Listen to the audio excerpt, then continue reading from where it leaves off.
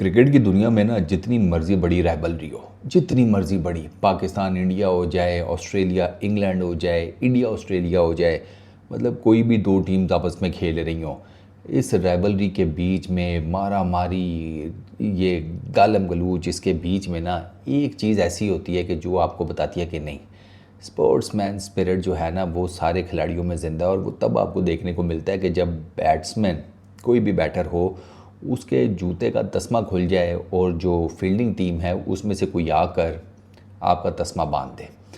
आज पाकिस्तान बांग्लादेश के मैच में हमने देखा ये हुआ, सऊद शकील के जूते का तस्मा खुला। वो मोस्ट प्रोबेबली मुझे लग रहा है कि मेहदी हसन, उन्होंने आकर वो जूता जिसे कहते हैं उनका तस्मा बांध दिया। लिटन दास जो कि विकेट कीपर हैं बांग्लादेश के, वो भी साथ खड़े थे जब ये सब कुछ हो रहा था। तो ये आपको चीज़ बताती है कि नहीं, स्पोर्ट्समैन स्पिरिट ज़िंदा है, इसमें ऐसा कोई बात नहीं है। अच्छा, इसमें ना एक बड़ी मज़ेदार किस्म की चीज़ है। मैंने रिकी पॉन्टिंग को ये काम करते हुए देखा है। हालांकि रिकी पॉन्टिंग किस अपने क्रिकेटिंग प्लेइंग डेज़ में किस किस्म के ऑस्ट्रेलियन कैप्टन थे, किस किस्म के वो प्लेयर थे, किस किस्म के वो बैट्समैन थे, वो आपको पता है, ठीक है।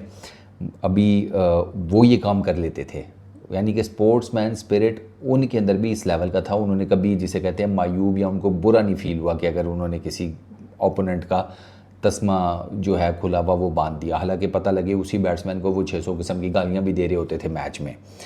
एक और बड़ा ज़बरदस्त इसी किस्म का इंसिडेंट अभी मुझे रिसेंटली याद आया है, बाबर आजम और मोहम्मद नबी का। वो मुझे लगता है शायद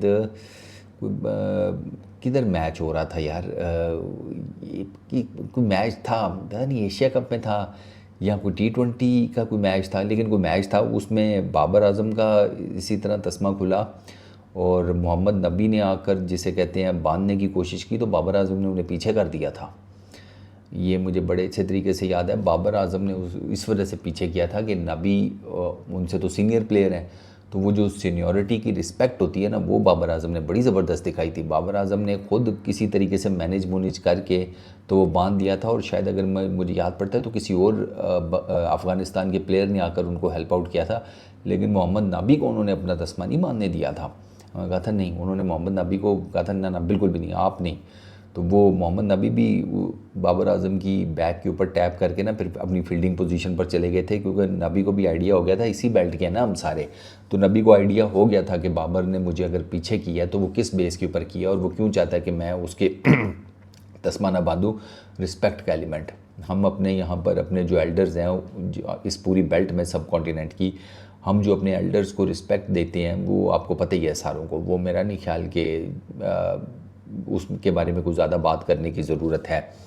इनफैक्ट सिर्फ ये हमारी बेल्ट नहीं, अगर आप पूरा साउथ एशिया देखें ना, south east Asia, south Asia, तो उसमें आपको ये जो वाले हैं ना रिस्पेक्ट का एलिमेंट, ये आपको नज़र आता है। ये आपको शायद दुनिया में बाकी जगहों के ऊपर तो इतना ना नज़र आए, लेकिन आपको ना इस बेल्ट के अंदर ये चीज़ नज़र आती है। और ये एक ऐसी चीज़ है कि जिसके ऊपर हम लोग प्राउड भी फील करते हैं।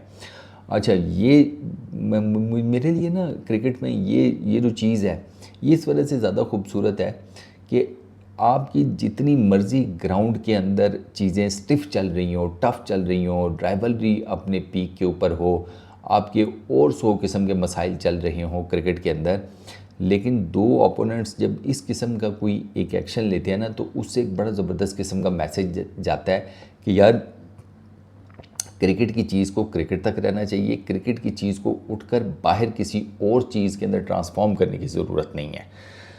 हम क्रिकेट खेल रहे हैं, क्रिकेट की चीज़ को क्रिकेट के लेवल तक ही रखा जाए, क्रिकेट की बात को किसी और दुश्मनी के पहलू में कन्वर्ट ना किया जाए। ये चीज़ आपको बंद बांधती है, ये खिलाड़ियों का ये वाला एक्शन ये बंद बांधता है बाकी सारी चीज़ों के ऊपर। और इन एक्शंस की जितनी तारीफ़ की जाए वो कम है। पाकिस्तान की तरफ से भी, बांग्लादेश की तरफ से भी, इंडिया की तरफ से भी, श्रीलंका की तरफ से भी, यू नेम इट, ठीक है। तो ये चीज़ें जो है ना, ये क्रिकेट में बहुत ज़्यादा ज़रूरी हैं कि एक नज़र आए कि यार ठीक है, राइवलरी है, सारा कुछ है, लेकिन इंसानियत भी बीच में कहीं कहीं पर मौजूद है।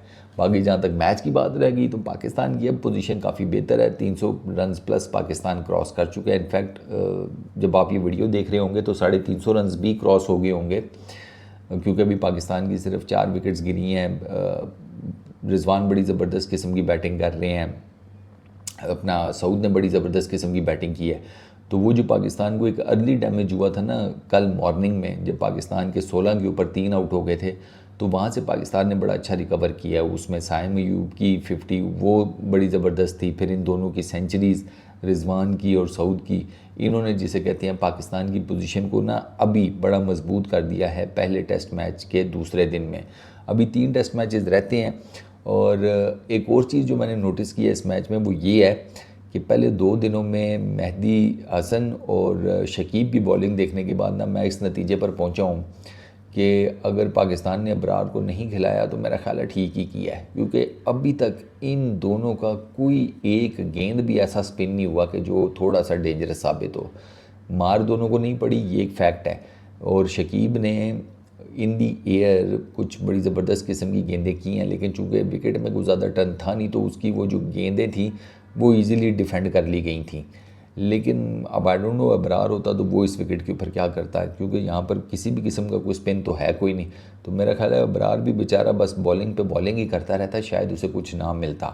या फिर वो बात फिर वही आ जाती है कि इसमें किस्मत का भी एलिमेंट होता है, हो सकता है वो इस विकेट के ऊपर कुछ निकाल लेता। लेकिन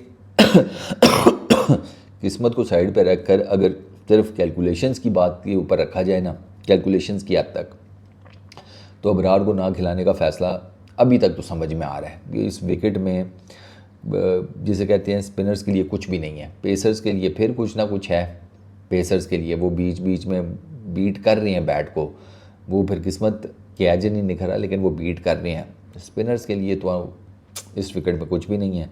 तो मेरे ख्याल में स्पिनर्स फ़िलहाल तो अभी कुछ नहीं करते हुए नजर आएंगे। सेकंड इनिंग्स में मे बी, लेकिन वो डिपेंड करता है चौथे पाँचवें दिन इस विकेट की क्या पोजीशन बनती है, वो जब तब आएगी तब की तब देखी जाएगी। इस वीडियो में इतनी, अपना बहुत ख्याल रखना, नेक्स्ट वीडियो में मुलाकात होगी। Peace out.